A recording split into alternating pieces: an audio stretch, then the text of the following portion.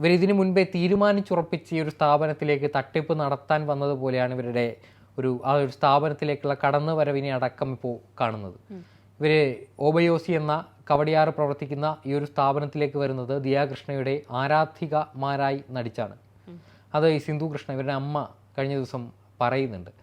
ഈ ഓബയോസി എന്ന സ്ഥാപനം തുടങ്ങുമ്പോൾ ഇത്തരത്തിൽ 3 പെൺകുട്ടികൾ വരികയും ദിയാകൃഷ്ണയുടെ വലിയൊരു ആരാധികമാരാണ് തങ്ങളെന്ന് ഇവരോട് പറയുന്നു. അങ്ങനെ അവരൊരു ഇൻസ്റ്റാഗ്രാം ഇൻഫ്ലുവൻസറാണ്. യൂട്യൂബിലടക്കം വീഡിയോകൾ നിർമ്മിച്ച് പബ്ലിഷ് ചെയ്യുന്ന ഒരു പെൺകുട്ടിയാണ്. അങ്ങനെയുള്ള ഒരു പെൺകുട്ടിയുടെ അടുത്തേക്ക് അവരുടെ വിശ്വാസ്യത നേടിയെടുക്കാൻ ഇവർക്ക് അധികം നേരത്തെ പ്രയത്നമൊന്നും വേണ്ടി വന്നില്ല. ഇത്തരത്തിൽ ആരാധികമാരാണെന്ന് പറയുമ്പോൾ ആ കടയിലെ എല്ലാ ഉത്തരവാദിത്വവും ഈ പണം കൈകാര്യം ചെയ്യുന്ന അടക്കമുള്ള പല പ്രധാനപ്പെട്ട ചുമതലകളിലേക്കും ഇവർ പെട്ടെന്ന് തന്നെ കടന്നു കയറുകയും അവിടെ ഒരു തട്ടിപ്പിനുള്ള കളമൊരുക്കുകയും ചെയ്യുകയായിരുന്നു. ഇത് ദിയാകൃഷ്ണ ഗർഭിണിയായതിനു ശേഷം വീട്ടിലിരിക്കുന്ന സമയത്താണ് ഈ പരിപാടിയുടെയൊക്കെ ആസൂത്രണം നടത്തിയത്.